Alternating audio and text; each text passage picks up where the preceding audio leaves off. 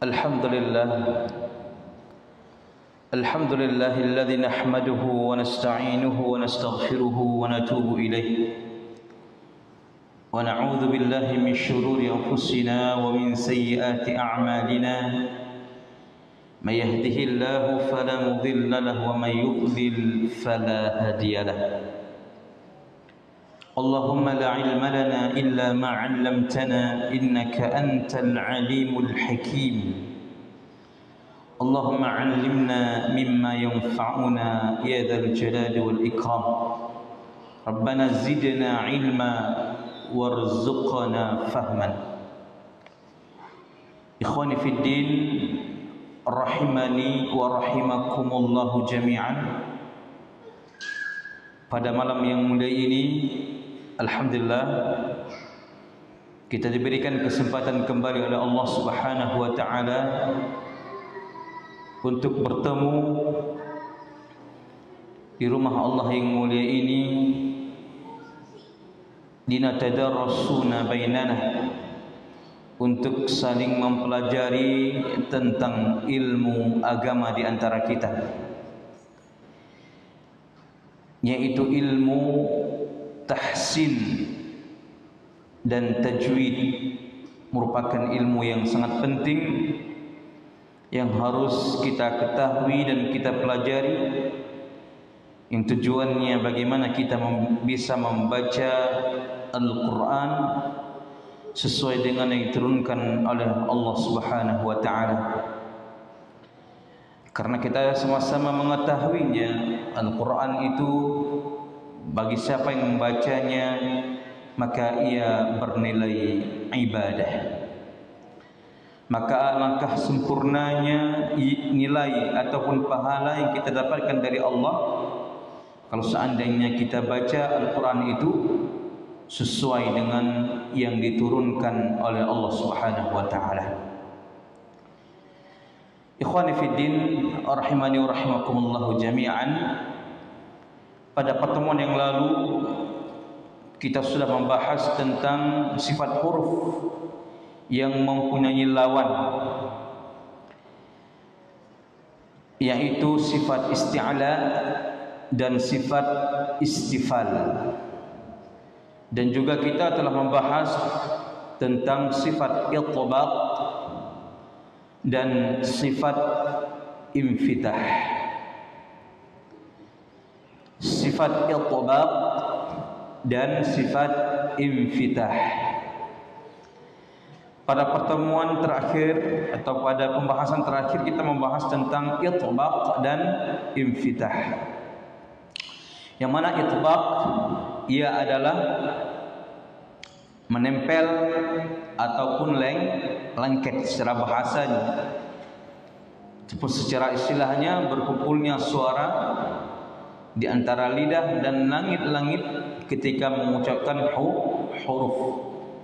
Dia ada 4 huruf: shad, dhad, kemudian dha dan dha. Ada 4 huruf. Sedangkan infitah ya, dia terbuka. Dia jadi kalimat fataha yaftahu, terbuka. Artinya apa? Tidak terkumpulnya suara antara lidah dan langit-langit ketika mengucapkan huruf-hurufnya. Jadi hurufnya adalah selain daripada huruf itbaq. Ikhwani fid din, rahimani wa rahimakumullah jami'an. Jadi untuk lebih mudah kita memahaminya, bahwasannya huruf itbaq itu adalah huruf yang paling tebal di antara huruf hijaiyah. Meskipun di sana ada huruf lain yang tebal juga. Itu huruf apa? Isti'la. Isti'la hurufnya tebal. Khussa dhabtin qid. Khussa dhabtin qid. Itu tebal. Ya, akan tetapi itbaq ini lebih tebal. Itbaq lebih tebal. Maka ketika kita ucapkan kha, dia huruf apa? Isti'la. Kemudian kita baca huruf sa, so. Mana lebih tebal terasanya? Jelas so lebih tebal karena dia selain huruf isti'la dia memiliki sifat itbaq. Ya. Begitu juga dengan gha.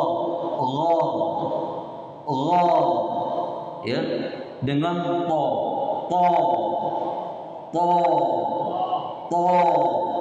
Mana lebih tebal? To lebih tebal. Karena dia punya sifat isti'la dan juga punya sifat itbaq. Ya. Baik, ini sudah kita bahas pada pertemuan yang lalu. Dan insyaallah malam ini kita lanjut ke halaman 26. Sifat huruf yang tidak mempunyai lawan. Adapun sifat yang mempunyai lawan sudah kita bahas, berarti malam ini kita akan memulai dengan sifat huruf yang tidak mempunyai lawan. Dan ia termasuk sifat dzatiyah juga. Apa maksud sifat dzatiyah? Sifat yang melekat pada suatu huruf. Sifat yang melekat pada suatu huruf. Baik. Pembahasan pertama, sifat huruf yang tidak mempunyai lawan adalah sifat as-safir. Safir. Safir. Jadi kalau bacanya pun harus itu safir, jangan safir. Ya. Kalau safir dengan sin, safara. Musafir, berjalan. Kalau safir, sad dengan sad. Safir, ya, itu secara bahasa artinya siulan. Tahu siulan ya? Ya. Siulan, enggak usah disiul, enggak apa-apa, ya. Itu secara bahasanya. Baik. Adapun menurut istilah, safir itu adalah tajamnya suara karena ia keluar dari celah yang sempit antara ujung lidah dengan dua gigi seri atas dan bawah. Jadi ingat kata kuncinya, tajamnya suara. Gimana suara tajam?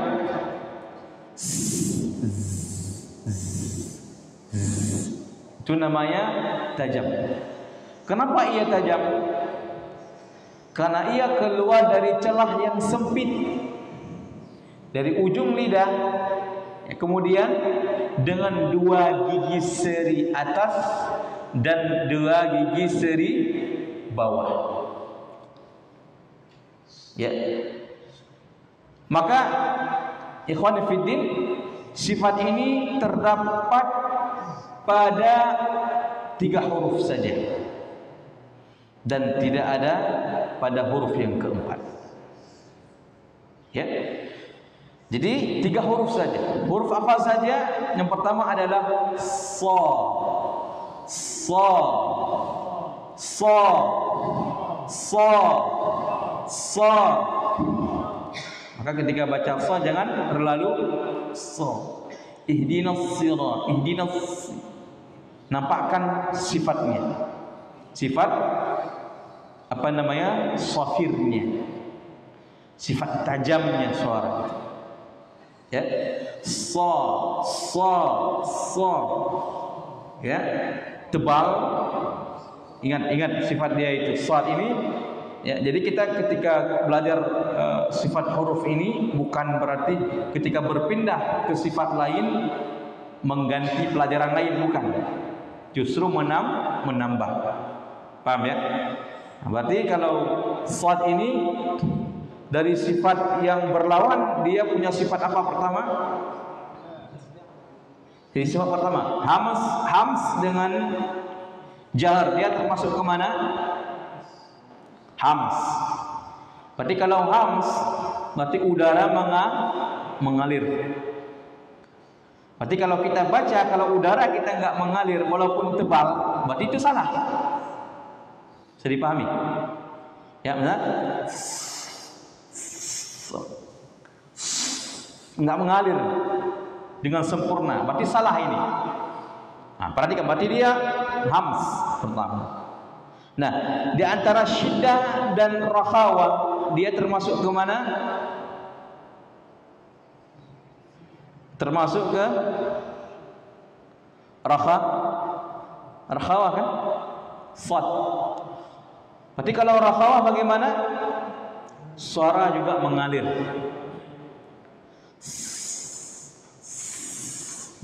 Mengalir suara itu? Mengalir ya. Nah, di antara isti'la dengan istifal, dia punya sifat isti'la. Kalau isti'la berarti naiknya suara ke langit sehingga membuat huruf tersebut dibaca dengan tebal. So, mengalir suara. Mengalir suara mengalir, udara mengalir, tapi apa namanya itu tidak tebal. Benar? Salah juga. Contoh, sa, dah kesa kan? Sa. Ya. Ini salah juga. Kemudian dia itbaq dengan infitah, punya sifat itbaq, berarti lebih tebal lagi. Lebih tebal lagi. Ya, berkumpul suara antara lidah dan langit. Baik, berarti dia dibaca sa, si, su. Sasisu.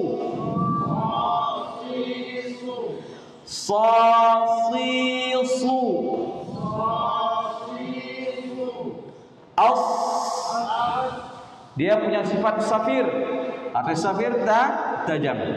Dikatakan shad ini dibaca seperti suara angsa.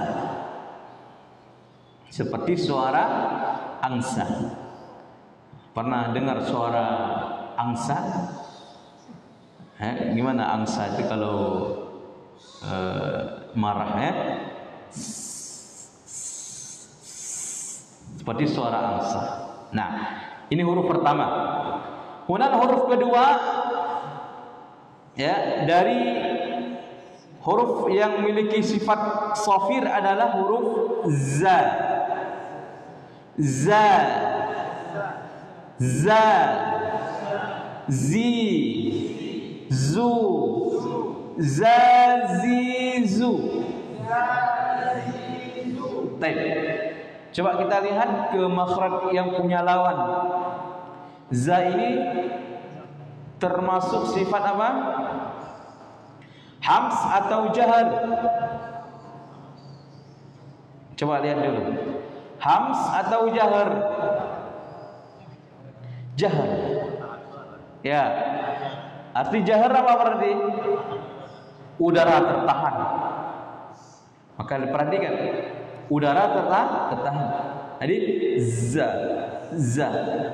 Dia enggak terlalu karena udara dia punya sifat jahar. Kemudian ini bergetar.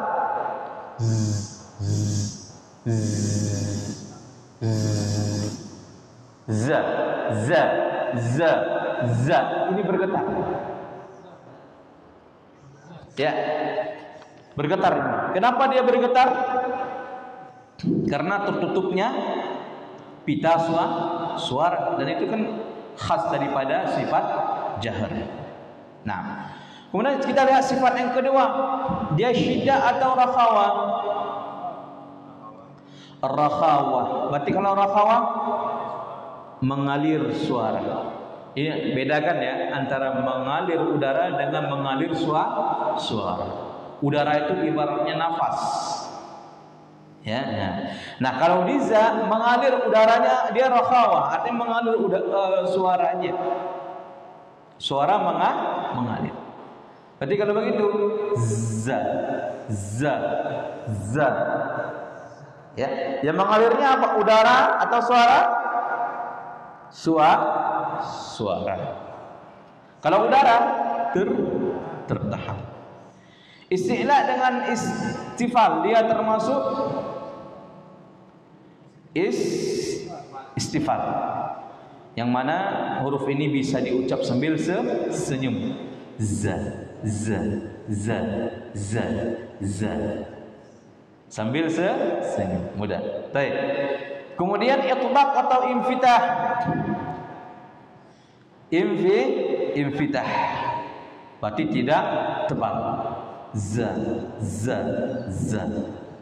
Coba kita lagi. Zazizubaz.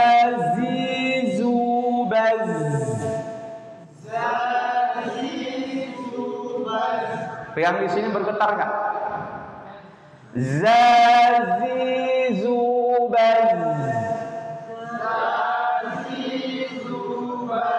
Zaza. Zizi. Zuzu. Za. Ya. Baik, kembali ke makhraj. Di mana letak lidah kita di saat ucap huruf za? Masih ingat? Dia tiga huruf ini satu makhrajnya. Di mana? Ujung lidah dengan gigi seri bawah. Ahsan tuh. Gigi seri bawah. Kan tiga di situ keluar. Ya, sa, za dan sa. Ya kan? Baik. Gaza. Nah, yang ketiga di antara huruf alfan. Kemudian za ini dikatakan oleh para ahli qiraah dia memiliki suara mirip dengan suara lebah. Lebah ya, pernah ambil lebah di hutan madu ya. Itu. Kalau yang pernah ambil lebah tahu itu. Bagaimana ya? Bagaimana lebah itu? Ya. Ya kan? Baik, Masya Allah. Sampai detail begitu para ulama qiraah menjelaskan kepada kita. Kalau kita nggak paham ini kebangetan gitu ya. Seperti suara lebah di za ya. Baik. Kemudian huruf yang ketiga adalah huruf sin.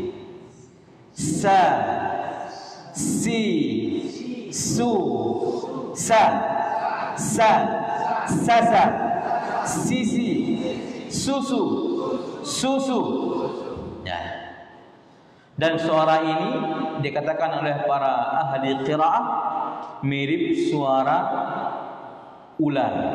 Nah, ini saya nggak pernah dengar suara karena saya takut sama ular ya.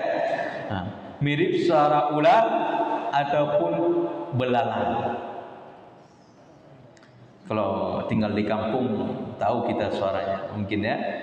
Kalau sering nanam padi ya.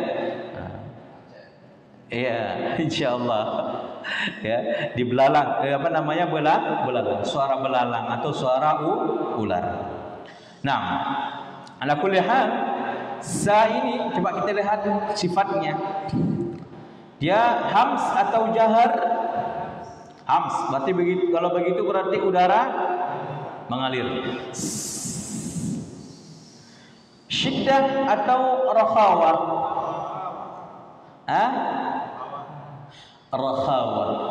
Rakhawah ya. Berarti suara mengalir. Kemudian isti'la atau istifal. Isti'la atau istifal? Istifal jelas. Bisa dibaca sambil senyum. Ya, nggak perlu marah. Ya, baik. Kemudian itbaq atau infitah. Jelas dia infitah. Dan kemudian ia memiliki sifat safir. Nah, ketiga huruf ini adalah huruf khas yang memiliki sifat safir dan tidak dimiliki selain dari tiga huruf ini. Meskipun ada sebagian huruf lain. Ya, kalau mau didesis bisa. Za misalnya, za.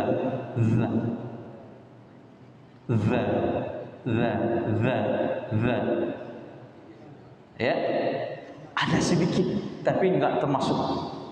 Dan ada beberapa huruf-huruf yang lainnya disebutkan oleh para ulama, ya, ahli qiraah, namun tidak bisa dikatakan huruf-huruf selain daripada tiga huruf ini memiliki sifat safir.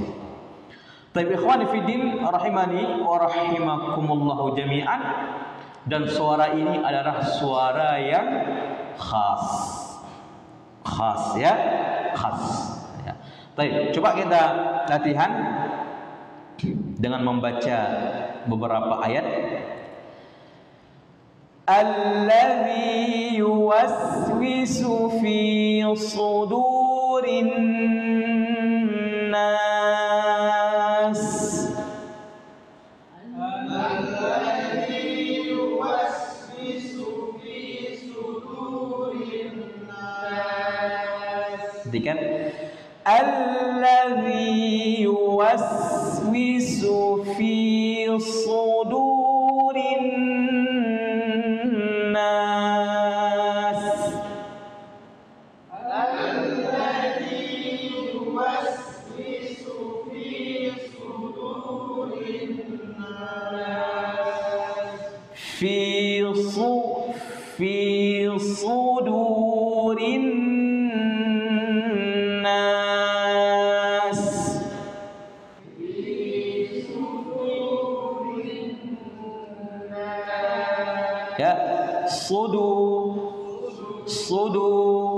sudurin sudu. Ya, baik. Kemudian ini juga sering kita baca di saat kita mulai baca Al-Quran. Ya, bis, jangan bis, salah bis. Ya, yang betul adalah bis. Dia sin punya sifat safir. Bismillahirrahmanirrahim.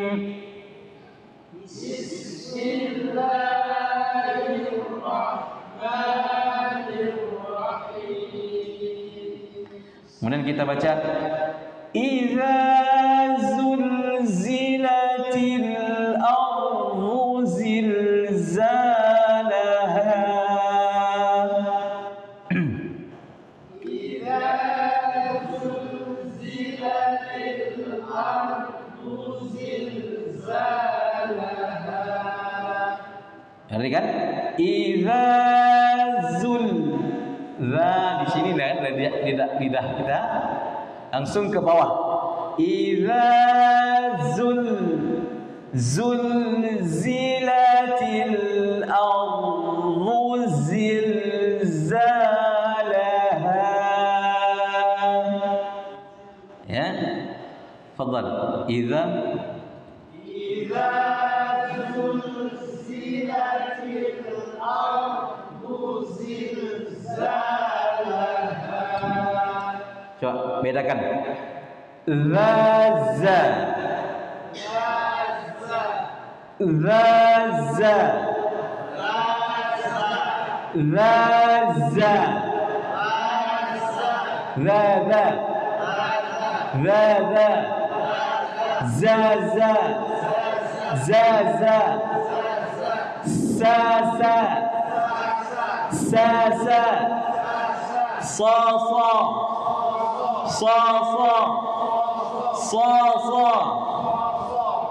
Saya insyaallah pelan-pelan.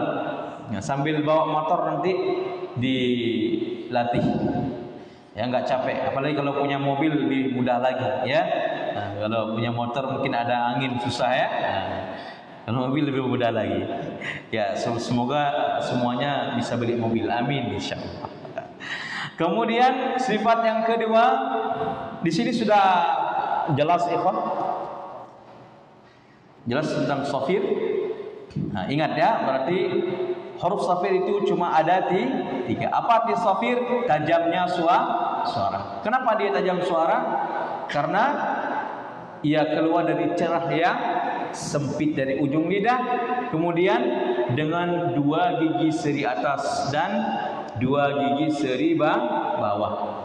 Keluar di antara dua gigi ini sehingga menyebabkan sempit, maka tajamlah keluar suara. Sa, so, kemudian za atau so, za dan sa. So, za, sa. So, za, sa. So, za, sa. Insyaallah. Baik, nantaqil ila sifatul tsaniyah. Kita pindah ke sifat yang kedua dari sifat yang tidak mempunyai lawan. Nah, ini sifat paling ma'ruf ya, dan kita semua insyaallah tahu ya sifat ini. Yaitu qalqalah. Apa? Qalqalah. Jadi bacanya qalqalah dengan kalkalah. Nah, ini kalkalah. Sifat apa? Sifat qalqalah. Qalqalah. Apa arti qalqalah? Qalqalah itu secara bahasa itu bisa kita maknai guncangan, pantulan, guncangan. Bahasa anak muda sekarang apa namanya itu? Galau. Nah, ini sifat galau. Ya, kan orang kalau galau kan terjadi goncangan di dalam jiwanya. Maka disebut dengan la taqlaq. Bahasa Arab apa arti la taqlaq? Jangan galau. Nah, itu bahasa Arab ya. La taqlaq ya akhi. Jangan galau hai saudaraku. Nah, jadi qalqalah. Ya, qalqalah artinya guncangan, getaran atau pantulan atau galau. Nah, ininya. Baik. Secara istilah qalqalah yaitu memantulnya suara pada huruf ketika sukun. Memantulnya suara pada huruf ketika sukun tanpa terpengaruh dengan harakat yang tiga. Mana harakat yang tiga? Fathah, kasrah dan dhammah. Jadi memantulnya suara pada huruf ketika sukun. Apa arti sukun? Mati. Tanpa terpengaruh dengan harakat yang tiga. Sifat ini terdapat pada 5 huruf yang tergabung di dalam kalimat qutbu jadd. Qutbu jadd. Atau kalau kita orang Indonesia menggabungnya dalam kalimat baju di toko. Baja toko, baju di toko ya. Nah, biar mudah diingat. Cuman orang Arab, Ustaz, kenapa enggak singkat kayak kita singkat? Ya, karena mereka orang Arab, bukan orang Indonesia ya. Ya, kalau orang Indonesia seperti kita. Ya, maka mereka menggabungnya dengan qutbu jadd atau qutbu jaddin. Baik. Ada berapa hurufnya berarti? Ada 5. Dan ingat, semua huruf qalqalah adalah huruf kuat. Huruf kuat. Maka ia termasuk dalam huruf syiddah atau rakhawah. Pasti semua dalam huruf syiddah, ya kan? Berapa huruf syiddah? Ajidu, qatin, bakat. Di situ ada huruf qalqalah semua? Ada. Ya, ba ada, ja ada, da ada, ta ada, qa ada. Maka dia hurufku kuat semuanya. Baik. Qalqalah terbagi menjadi dua bagian. Satu atau A, qalqalah kubra. Apabila waqaf pada huruf qalqalah bertasydid atau tidak. Nah, perhatikan. Pertama qalqalah kubra. Apa arti kubra? Besar. Apabila waqaf, nah, bagaimana tanda qalqalah kubra? Apabila kita baca Quran, kemudian ketemu huruf qalqalah, kemudian kita waqaf, dan huruf tersebut kita waqaf dalam keadaan bertasydid ataupun tidak. Contoh bertasydid. Tabbat yada abi lahabin wa tab. Kan wa tab itu qalqalah kubra berhenti saat ada tasydidnya, ada akhirnya, ya kan? Nah, kemudian yang mana yang tidak bertasydid? Contoh, ya, lam yalid wa lam yulad, wa lam yulad. Nah, kan? Itu enggak ada tasydid kan? Tidak ada tasydid. Maka ketika kita berhenti di situ, maka ia hukumnya qalqalah kubra. Baik. Kemudian yang kedua, qalqalah sughra. Apa qalqalah sughra? Apabila huruf qalqalah ada di tengah kata atau kalimat. Apabila huruf qalqalah ada di tengah kata atau kalimat. Bisa dipahami ini? Saya tanya dulu. Apabila huruf qalqalah ada di tengah kata, contohnya apa? Di tengah kata. Contohnya, qad aflahal mu'minun. Di tengah apa itu? Kata, ya. Qad, ya kan? Qad aflahal mu'minun. Nah, kalau di tengah kalimat, itu di tengah kata atau dengan kalimat itu? Yang mana kata, yang mana kalimat dulu ini? Yang di tengah kalimat, fi maq'adi, di maq'a, ya kan? Fi maq'adi sidqin 'inda malikim muqtadir. Tengah kalimat, ya kan? Di mana? Maqsid, muqa, ya kan? Nah, bisa dipahami ini? Nah, qalqalah sughra apabila berada di tengah. Tapi kalau berada di akhir, berarti dia kubra. Atau dalam keadaan bertasydid, kubra. Apabila berada di tengah kata atau kalimat, berarti dia sughra. Bagaimana cara bacanya? Ya, ini cara bacanya. Bagaimana cara baca? Perhatikan. Huruf qalqalah itu ada berapa? 5. Ada 3 huruf, ya. Pantulan qalqalahnya itu kita baca dengan tipis. Dan ada 2 huruf pantulan qalqalahnya itu kita baca dengan tebal. Yang mana Ustaz huruf atau pantulan qalqalah yang dibaca dengan tipis? Huruf apa saja? Pertama, dal.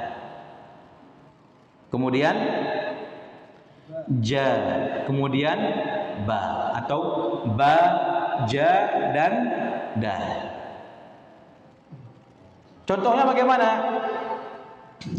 La uqsimu bihadzal balad.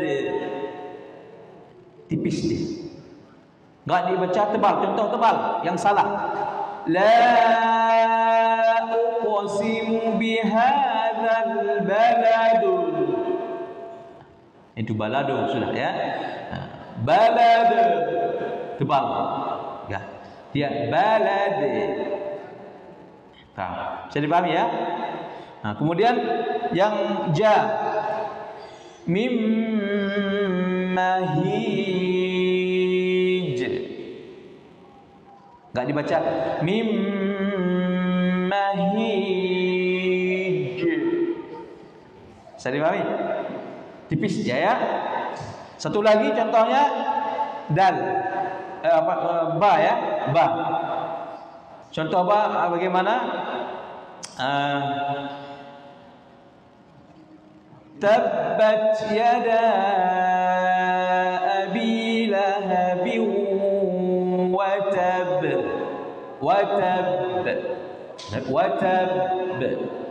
Enggak be. Enggak sampai be ya, tebal ya, enggak, tapi dia tipis. Nah, ada qalqalah yang mana dua hurufnya ketika pantulannya itu dibaca dengan tebal, yaitu huruf qa dan qa. Ya. Contohnya apa? Contohnya Qul a'udzu birabbil falaq. Tebal tak? Falaq. Jadi jangan dibaca tipis di sini. Contoh yang salah. Qul a'udzu birabbil falaq. Falaq. Yang falaq ya. Falaq. Falaq. Hai betul ya ikhwan? Yang satu lagi di qa. Contohnya bagaimana? Di qa. Contohnya bil qist. Bil qist. Qa. Ya, jangan baca bil qist. Bil qist. Ya. Dan seperti itu. Jadi pantulan qalqalah itu ada 3 huruf yang dibaca dengan tipis, ada 2 huruf yang dibaca dengan tebal. Nah, kemudian ikhwan yang dirahmati Allah Subhanahu wa taala, berapa panjang qalqalahnya itu? Nah, ini penting juga. Berapa panjangnya qalqalah yang kita baca itu? Ya, misalnya Qul a'udzu birabbil falaq. Pokoknya itu berapa panjangnya gitu. Jangan-jangan panjang sekali juga atau pendek sekali pun sama. Ya. Di panjangnya itu adalah yang disebutkan oleh para ulama, yaitu kurang lebih setengah harkat. Bukan 1 alif. Jadi 1 alif 2 harkat. Ini 1 harkat artinya setengah daripada harkat. 1 harkat. Setengah dari 1 harkat. Ma ini 2 harkat. Berarti bagi 4 gitu. Paham ya? Setengah harkat. Kalau misalnya 1 harkat itu bisa kita ukur 1 meter, berarti setengah harkat setengah meter berarti panjangnya. Ya, jadi bagaimana contohnya? Contohnya makin bingung kita gitu kan. Contoh bagaimana? Ya seperti kita baca biasa. Qul a'udzu birabbil falaq. Selesai. Jangan begini. Qul a'udzu birabbil falaq. Falaq. Dia tambah lagi. Maka itu termasuk lahan di situ, termasuk kesalahan. Ya, menambah apa namanya itu, menambah suara baru. Biasa aja. Qul a'udzu birabbil falaq. Falaq. Tab wa tab. Ya. Baik, barakallahu fikum. Sudah azan nih, insyaallah kita lanjutkan pertemuan selanjutnya biidznillah taala. Yang penting kita sudah paham sedikit, mari kita praktekkan ya. Nah, kalau dapat qalqalah jangan dicuekin gitu ya. Nah, ini suka kali cuekin biasanya qalqalahnya ya. Jadi datangkan, berikan haknya sesuai dengan porsinya, mana yang sughra, mana yang kubra. Semoga Allah beri taufik kepada kita semuanya. Subhanakallahumma bihamdika asyhadu an la ilaha illa anta astaghfiruka wa atubu ilaik. Assalamualaikum warahmatullahi wabarakatuh.